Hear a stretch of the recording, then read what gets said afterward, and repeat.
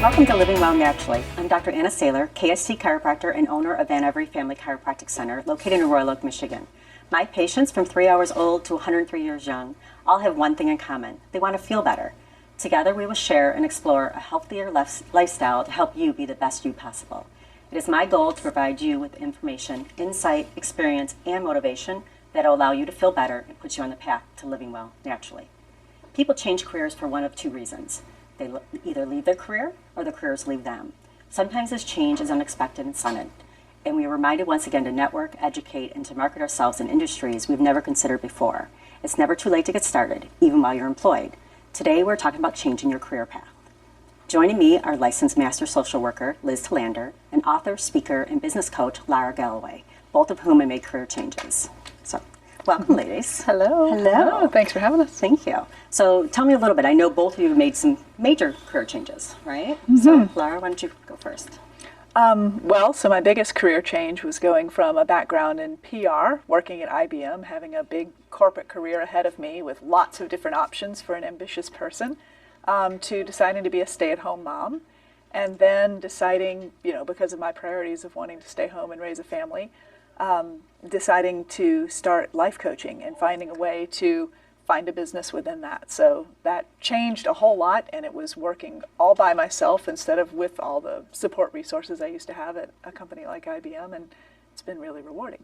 Nice. And Liz? There are some benefits to large corporations too. So Right.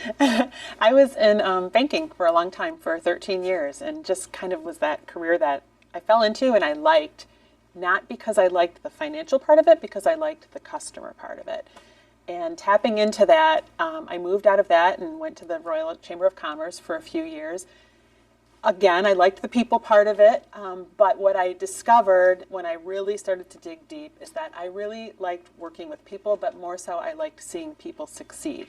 And so I decided to go back and get my master's in social work. That was in 2006, and I completed that program in 2 years, and I've been working in social work since, on that intersection of mental health, substance use, and criminal justice. And there I find it fills my need and my desire to see people succeed, because we see people who have made mistakes for a number of reasons, and they actually can come out of that successful, healthy, and whole. So that's me. Nice. So, these are pretty big changes for both of you.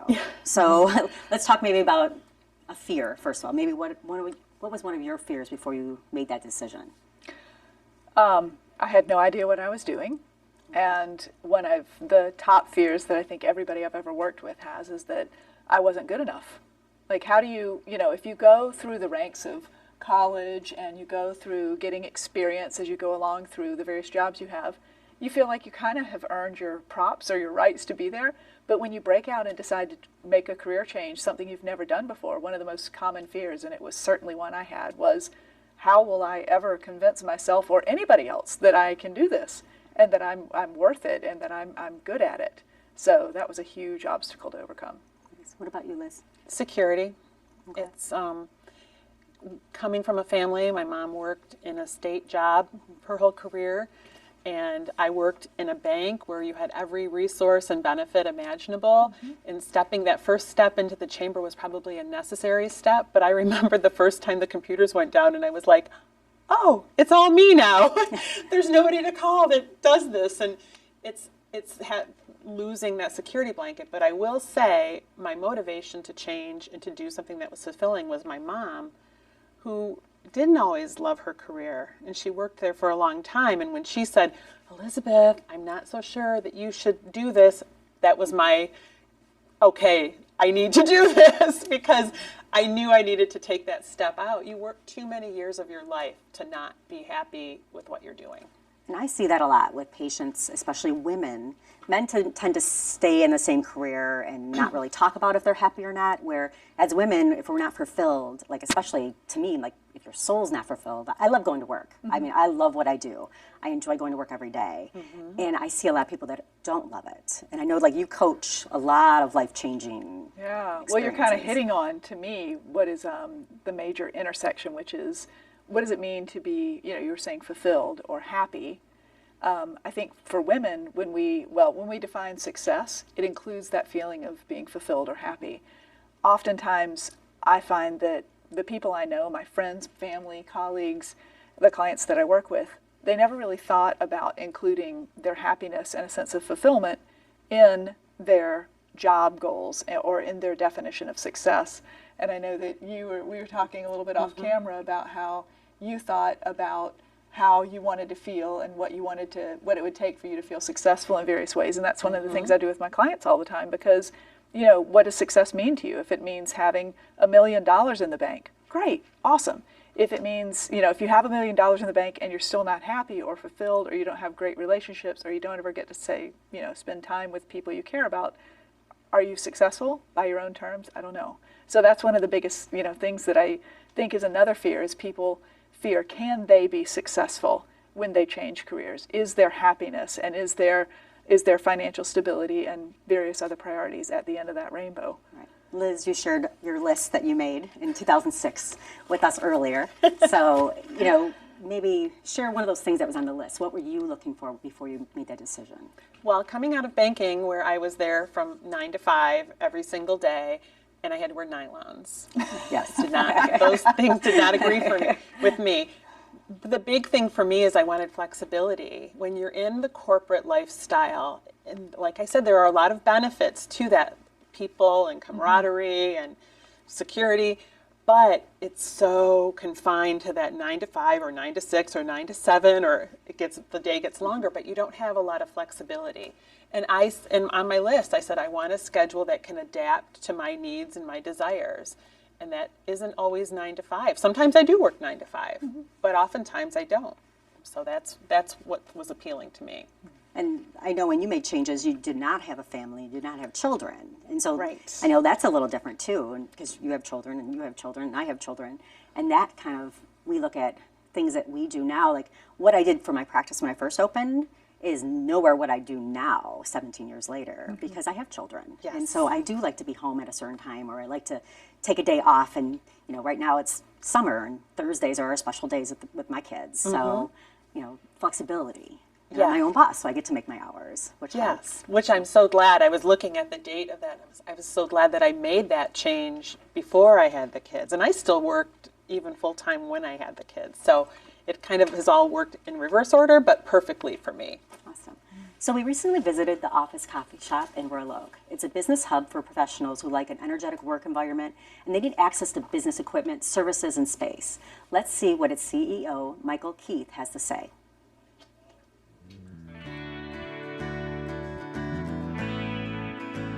Was this some kind of idea that you had in your head, like how great this would be, and to get in on the co-workering kind of theme that's going around communities nowadays?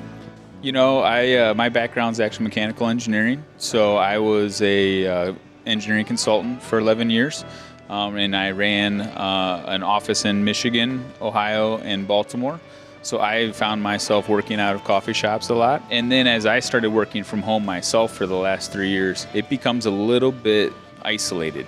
And you lose that opportunity to get together and be around other professionals. The main goal is to have a space where people can come in and get some work done. I saw that there was an opportunity to do that, and then my wife and I decided to take the jump and created the whole company.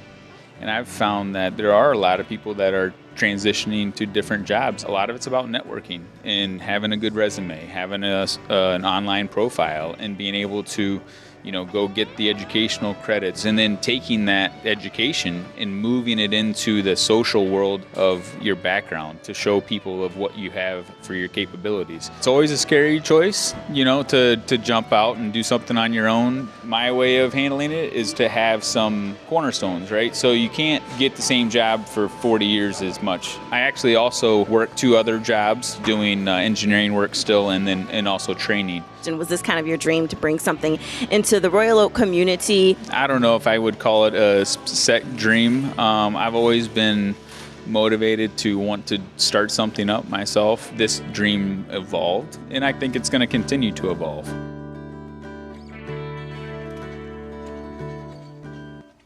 So that's a fabulous idea, right? So cool. Because we see people working in coffee shops all the time. Oh, yeah. So now Yeah. you can get coffee and work. So. So any suggestions, like for our audience too about making changes? Because I know it's scary and the jump is scary. Like, what would you suggest? Well, one thing that was subtly mentioned in there is that he's also working 2 other jobs.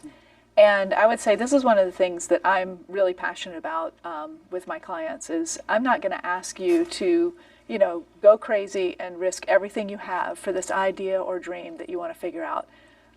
Especially my clients have kids, they have families, and that kind of risk really it's not going to work for us. So I love the fact that he's honest about that he's probably supporting himself. I mean, a new startup isn't going to hit the black most of the time for a good year. So having some other side gigs or doing something else on the side as you grow your business is a realistic expectation. So if you have to do something else while you're changing careers so that you can transition, that's not a bad thing. Right, being prepared too. Yeah. That's the biggest thing.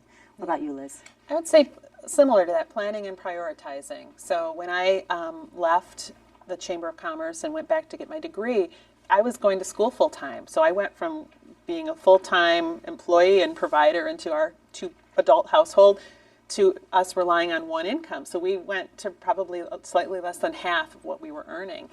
You can do that though. It's easier when you don't have kids. But even at that time, it's prioritizing. This is going to be for 2 years. This is what we're not going to do for 2 years. And this is what we want to see the end result to be. And it's setting that plan in motion and sticking to those priorities. Don't get scared. Once you get your plan going, don't back off, because you could spend years backing off. You just at some point have to step off the end of the pier and just start swimming, right? Because it's easier to put it aside. I'll do it next year, or I'll do it next year. I look at my husband who's in sales, and a couple of years ago when he had young children, he was thinking about changing careers. And now I look back and I wish he would have done it, because it would have been so much more fulfilling for him.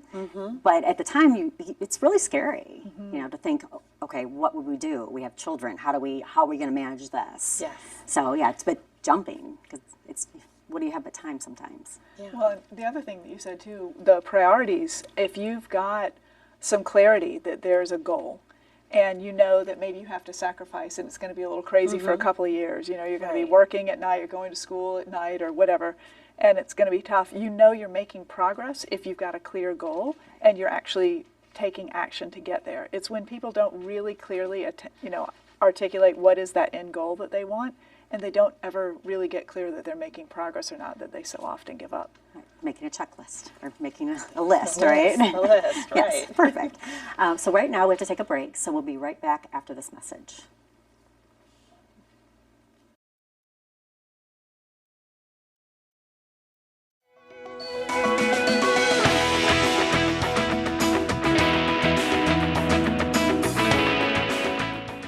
Hey everybody! Heart disease affects 1 in every 3 women in America, but you can fight back. There's no time to lose. Mothers, sisters, daughters, families, and friends, it's time to shout louder, stand stronger, and demand change. Let's go! To the Batmobile! Dang it. To the invisible jet!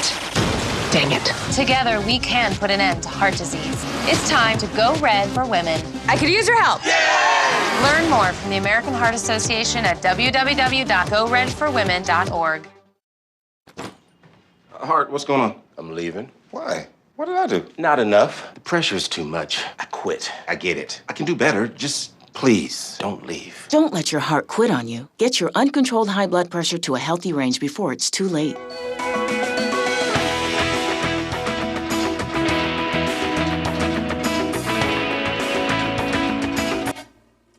Welcome back. I'm here with licensed master social worker Liz Telander and author, speaker, and business coach Lara Galloway. So we're talking about changing your career path. And so consider why you're making this big change. I know we kind of touched on this, but if it's because you're generally unhappy, first take a look at what personal issues you are facing and deal with them right away. For instance, learn to speak up, find your voice, demand respect, those kind of issues. Sometimes it's not just the job, it's how you're responding to the job. So what suggestions would you have? My husband, I've heard him, he's in a director's position, manager's position. He's managed a lot of people over the years, and he said that some of the best advice he ever got is never quit a job because you hate your boss. Bosses change all the time. And I thought that was really good. And so if if it's not the boss, like you're saying, what is it that's causing the unhappiness? A lot of times it really doesn't have to do with your environment so much. It has to do with these personal issues inside that you aren't taking care of. So perhaps there's some goals that you haven't realized. Perhaps there's that you've just been doing whatever comes and whatever's been presented. So many of us fall into a career and then just kind of stick with it. Or so many of us wind up doing something that our parents expected us to do, or that our community leaders or school programs expected us to do. And so we get to a midlife area where we go, gosh, this isn't at all what I want to do. And before you make some leap and decide to start a business because you want to do something different, it takes a little bit more thought to figure out what it is you want and to create some sort of, we talk about it, I call them conditions of satisfaction. What would it take for you to thrive and be really happy in this, whatever new life it's going to be, and to feel successful at it? If you don't do that inner work first, chances are you're going to wind up in the same spot again later. Yeah, exactly, because it's not the job sometimes. It's not. What about you, Liz? Yeah, those issues just will follow you along in every aspect of your life. So identifying what that is, and sometimes it is just a misfit of the job. So you like your boss, you like your coworkers, but you're unhappy. And sometimes it's just it's a slight shift. Sometimes it's just communicating what it is to your supervisor. I really think that my skill set is more inclined to this, and making that slight shift. If you've tried those things, and if it isn't something internal or personal that you need to address, then start thinking about what it is that would make you happy. And the whole idea of, I can't work for somebody, isn't a good excuse to start on your own, because then you have to work for yourself and answer to yourself. And oftentimes that's harder than answering to somebody else. If you're a procrastinator, you're still going to be You're still going to be, So just think about what it is. If you're to that point, what I did in mine, I have the same 3 top skills that I had in banking and social work. And you would think that the two don't mesh, but they do. And so if you can determine for you, what are those things that I really excel at, I really enjoy doing, and maybe apply those skills somewhere else, it doesn't feel quite so scary, because you're going to lean back on your strengths in that new situation. Yeah, because you wouldn't think, that's completely different. I remember, because I've known you for a really long time, and I remember when you were talking about making the jump, and it was just like, it's such a diverse, different type of job. I think it is, cool. But it's like one of my top skills or strengths is organization. I'm highly organized, and I'm a writer. I do that 10 times more in social work than I ever did in banking. Same skills, though. Yeah, that's interesting. So one of the other things we're talking about is making sure you're prepared financially. So you might have to accept a lower pay or no pay at all, like if you're going to school. So what are some suggestions on that? What would you suggest? Well, a career change, if it's bringing with it a major financial change, you've got 2 really big, like thunderclouds that are going to really impact your family. So the first thing I say is, do your numbers. Sit down and honestly know what you need to make every month to cover your expenses. Know what you need to make in order to reach some future goals that you've got on track. And just be really clear with yourself. I can't tell you how many clients have come to me and said, oh, I want to, I've been doing this corporate job. I've been in insurance for all these years, and it's sucking my soul out of me. I just can't do it anymore. And I'm going to do, life coaching just like you, and it's going to be awesome. And okay, what are your career goals? What are your financial goals? And they tell me they want to replace their 6-figure salary within 6 months. Okay, so here's the thing. That may happen, and if it does, you should write a book. It'll be a bestseller. However, if it doesn't happen, we need to talk a little bit about how much research you've done into what it takes to fund a startup. It costs money to start a business. It doesn't make money. You get to earn that much later. The first few years, it's all about dump your wallet on the counter and be prepared not to get it back. If you do get some back, that's awesome. But being able to have that real honest appreciation for what it takes to fund a startup. Startups are expensive. There are a lot cheaper ways to make money. But if you're capable, if you're ready for that, and you're expecting it, you can handle it and weather it a lot better. Okay, what about you, Liz? Well, I talked a little bit about financial planning and prioritizing. So going down to 50% of our household income for a predetermined amount of time was a big step, but we made it work. But there's other piece that there's the financial piece always to think about, but there are some benefits that you can't assign a dollar sign to. So the flexibility, the balance, the ability to be there for your kids are things that we don't put dollar signs on, but will pay dividends in the future. So look, definitely, we all want to pay our bills and have a house to live in and a car to drive, but also we need to sometimes step back and say, what is going to pay off in the long run for me? And for a lot of moms I know, it's the ability to say, I was there for my kids when they got out of school, or I was able to go on their field trips, or whatever that may be.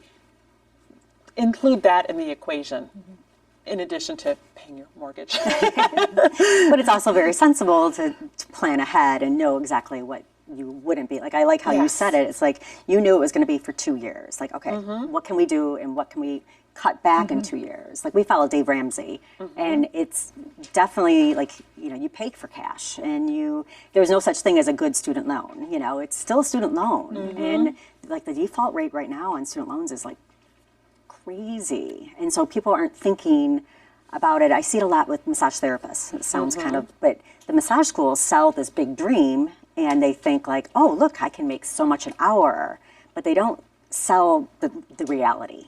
And so you have to really do your homework on that. So that's kind of one of the things I'm like, ah. Yeah. And we're all talking about startups and running our own companies, which is often what happens when people choose to make a career change. But that's not always, you know, what some of your audience is going to be doing. You know, some of them are just going to be taking a step in a different direction. And again, getting back to your priorities and what's going to make you feel so successful and satisfied. You know, have you gained some skills over the years of working that you want to apply in a different way? That could be really worthwhile if you're changing careers, but not necessarily going out on your own, to consider. Like, what are the new skills that you have now that you could take to the bank and do something different with?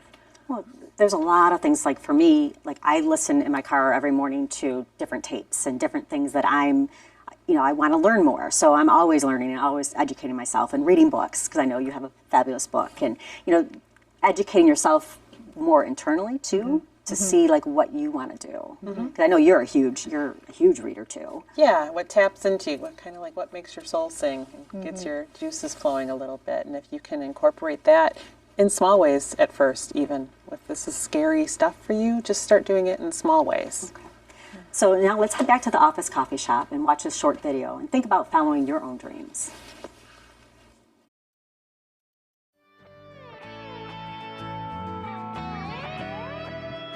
At what point did you become an entrepreneur and decide to go to career change? Had you ever worked in like the corporate America area? I recently turned 43. 20 years ago, I had my own company with my brother and a friend of ours, and we sold it. And then I got into real estate and worked in more of corporate America, ran a big office within a corporate company. It wasn't entrepreneurial enough for me, so I left that.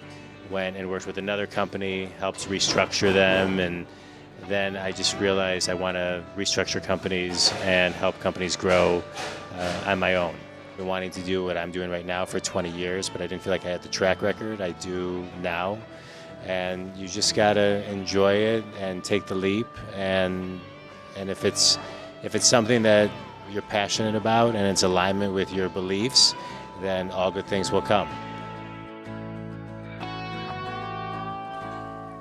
So that was a good point, because it is aligning with your beliefs or what you're passionate about. So let's kind of like talk about some tips for people watching, like a couple tips for me, like how to go forward, moving forward. Well, if you're sure that you want to do a career change, you know, some of the stuff that we've talked about, really getting clear why you're doing it. Have you done some of that internal work to understand what is going to make you happy and what is going to make you feel successful? Because just jumping ship and spinning your wheels in another place, as Liz said, you know, whatever troubles you have will probably follow you there. So getting that inner work done, that personal work done, is so critical if you're feeling the need to make a big change. What about you, Liz? I would say there's the difference between ego and your intuition, or ego and your heart. And ego, if you're chasing that and you're worried about the salary and the title and the business card, and you're always going to be chasing that. The ego is never satisfied. when you start to tune into your heart and your intuition and think about what you really want to do, that is, as he said, it's in alignment with what you want, that is so much easier to satisfy. But we get on this linear career path early on, and we just start going after the ego and just step back and think about, is this what I want to do with it? 30 years from now, am I going to be satisfied with what I've accomplished? Well, the question, I remember your mom, she was really freaked out when you made a change. She said Elizabeth. That's how freaked out yeah, when she called was. you Elizabeth, that time you're not in trouble. But, Right. but we look at so many people in the careers used to be, 30, 40 years. You stayed at the same place. I mean, you Yes. got a job and that's what you did. And now we see a lot of people like jumping careers too. Yeah.